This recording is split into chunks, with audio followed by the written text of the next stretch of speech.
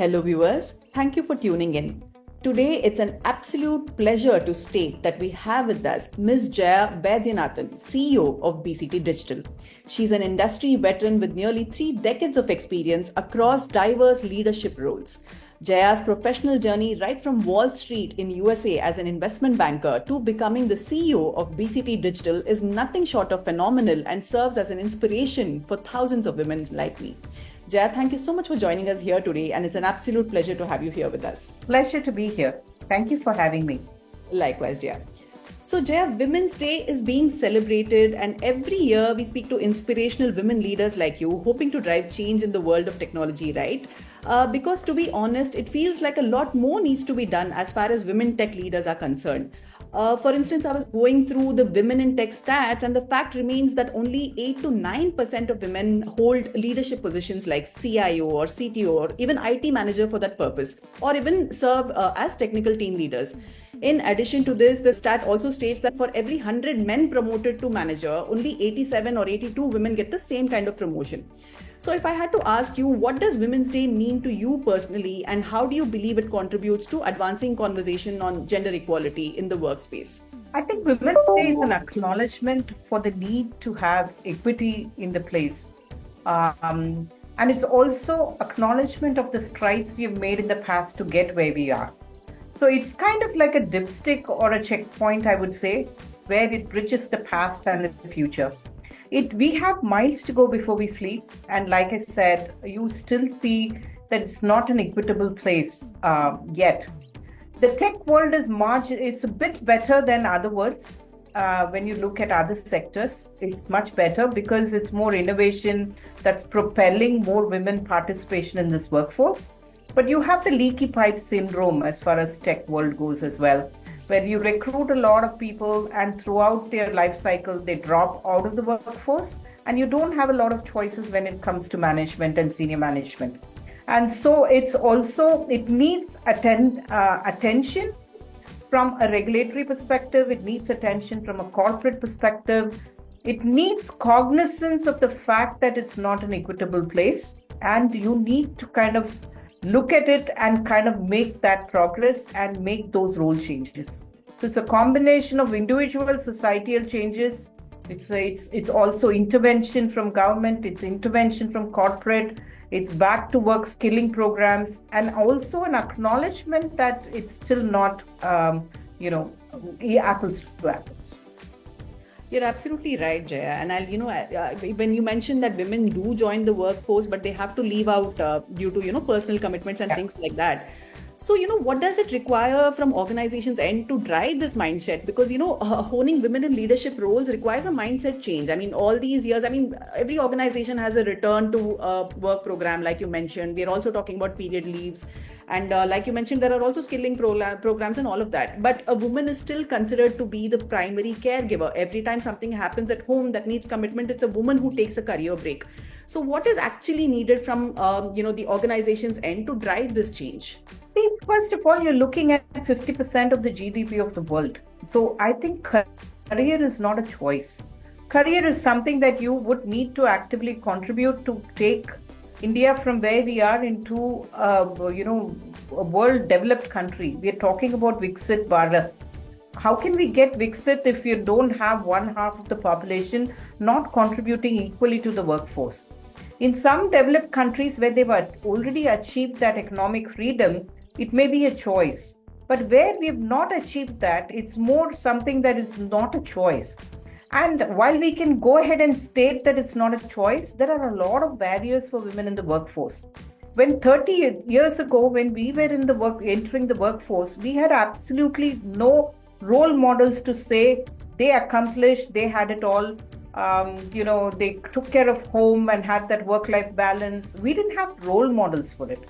Now the next generation is seeing a lot of women kind of like doing it and not having the superwoman syndrome where you say, I can do it all to the best of capabilities. There will be days when you put your family at the forefront, and then the organization has to recognize, whether it's man or woman, that they would have certain personal commitments.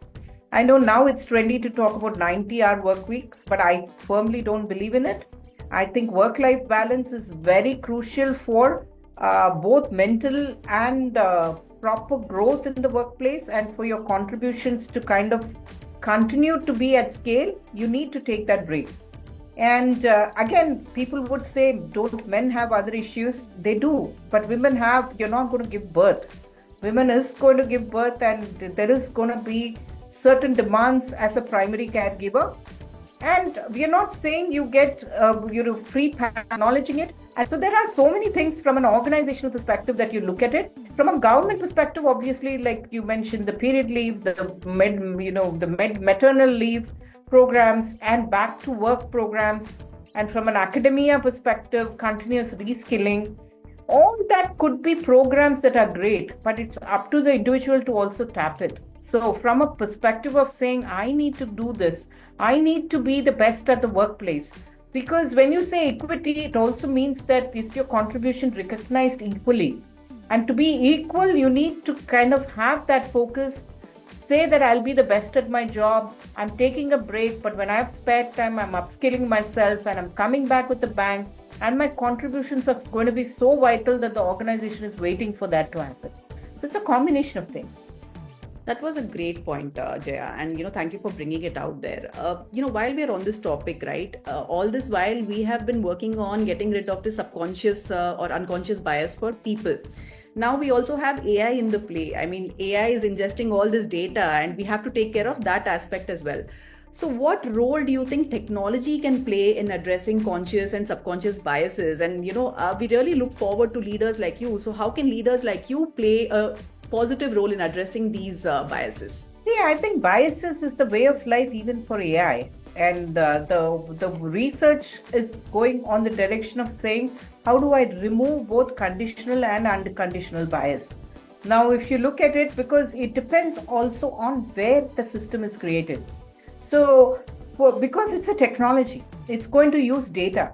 So, if the technology is something that you adopt from the West and use those large language models for India, it's going to say, when you ask about a woman, it's going to show a Caucasian woman with a certain, characteristics. If you create large language models in China, which is what they did with DeepSeek, etc., it's going to have that as the universe.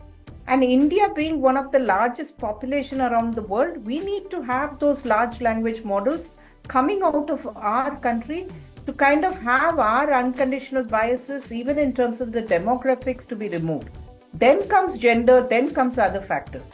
So you could easily say create the large language models, but it needs an ecosystem. And that ecosystem is not just the technology capability to do something, it's the infrastructure. For AI models to run at scale, you need an enormous amount of computing power, which means a lot of your data centers. To do the data centers, you need a lot of energy. And that needs to come from your infrastructure in the form of uninterrupted power supplies. It needs alternative power supplies. Now, Microsofts of the world are building power plants with renewables. So those kind of ecosystems need to be played, which needs a lot of intervention from the government, from corporates, to make that actually see that last mile connectivity. And unless we have that and we develop this and we adopt what's in the West, we will stick with bias. And I would even take a product that's made in the West compared to a product that's made in India. It's going to be a completely different mindset because of the cultural nuances. So I think those need to play as well to make that actually something that's of use to us, beyond the use cases that you see initially. So Jaya, now I'd like to come to your journey, right? I mean, you've been in the industry for nearly 3 decades, and you have made it to the leadership role now, and you are a role model to me, to be honest. So as a woman leader, I mean, you would have faced your own fair share of challenges, right? So what challenges did you face, and how have they shaped your leadership style? So for me, it's always been something, take the less treaded path, and that'll make all the difference in your life. I've never believed in sticking with my comfort zone. So, starting from an engineering career when there were not many women engineers, to choosing an unconventional job of being an investment banker in the US with zero connects around. There was, it used to be somewhere where you looked at typical kind of people working in investment banking, and I was the odd one out. So I've always walked into a room where I was perhaps the only woman, or maybe a couple of women in that mindset. So for me, it was a way of life. And that was something that I was quite comfortable with, discomfort. And so I think that shaped a lot of the decisions and unconventional choices.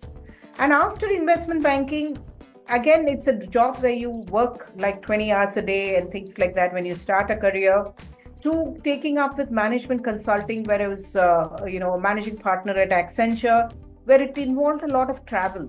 And it involved a lot of putting your hand up for going to non-conventional places. Like I volunteered to be in South Africa. I worked out of UK. So I never let that stop in terms of saying it's going to be uncomfortable. Am I okay with it? I was absolutely comfortable with being in a new environment. And I think that shaped a lot of the choices, even to the entrepreneurial journey that I went through. Because, you don't see a lot of women entrepreneurs that take it out on their own and, say that I will strike it on my own and I will try and get whatever is needed, from funding to marketplace to set up and all of that. So that's not something that you see a lot of percentage of people doing. And I think it all stemmed from the origination of saying, I'm going to be okay when things are not set. I'm going to be comfortable if it's out of box. I'm going to be comfortable with risk taking. I'm going to be okay when things don't go right. And when things don't go right, can I hold my peace and say that, this too shall pass. And I will work until, I see success at the end of it. It needs perseverance. I think these are traits, I would say, that's shaped and continues to shape, because my best is yet to come. I'm going to take a cue from it personally, right? I'm going to challenge my comfort zone as well. So if I had to ask you lastly, Jaya, if you could share one message with women around the world on this Women's Day, what would it be? I would say break the barriers. Go ahead and be comfortable with discomfort. Unless you do that, you're not going to shape the world or even do the best that you can. I think it's, we need to be the best that we can. And that comes from not just sticking to your comfort zone. So break that, dream big, and stay focused. Jaya, I must say it was an absolute pleasure talking to you, right? And for me, the absolute takeaway from this conversation would be what you said, be comfortable in discomfort, right? I mean, of course, a lot needs to be done on the end of the government and the organizations and leaders to break the stereotypes. But women also need to break the stereotypes by learning to be out of the comfort zone, right? And that's what, I'll take away from this interview. It was an absolute pleasure talking to you. And your journey is inspirational, I'm sure. I'm sure it will inspire everybody watching. Thank you so much.